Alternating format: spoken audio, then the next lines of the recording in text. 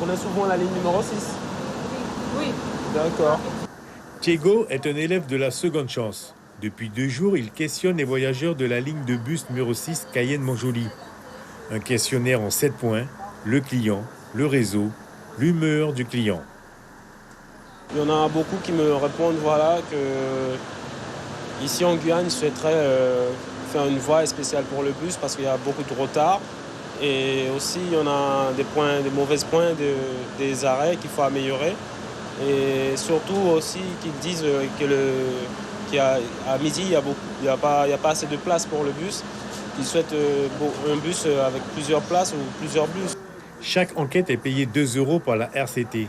Objectif, financer une compétition entre plusieurs écoles de la seconde chance. 3 lignes sur 6 sont concernées par cette enquête. C'est avec beaucoup de facilité que les voyageurs se prêtent au jeu. Tout va bien dans les bus, sauf l'arrêt du 6. Je ne sais pas pourquoi ils l'ont fait à l'EDF au lieu de le faire au marché. Alors tous les vieux en habitent, je monte avec beaucoup d'amis dans le bus. Ils sont obligés après du 6 d'aller à pied jusqu'au marché. C'est le seul problème. Pour moi, c'est pas bonne chose parce que si ele aller en ville, au marché, seria bom pour moi. Mais si ele aller só da DF, c'est pas bon. Il faut être à l'heure parce que des fois on est debout, sous la pluie, au soleil, il n'y a pas d'abri et tout. C'est la régie communautaire de transport qui mène cette enquête. Des pistes d'amélioration seront envisagées au bénéfice des usagers. Le but recherché, c'est de comprendre comment l'utilisateur trouve l'information et ensuite s'il a des idées ou des attentes par rapport à la façon dont il doit y accéder.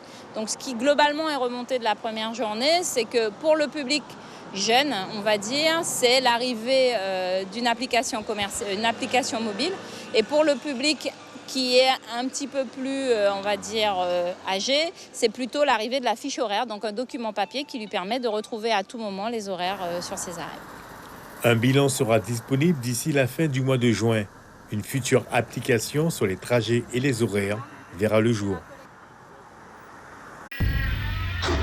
Suivez l'info sur Guyana Première, télé, radio et Internet.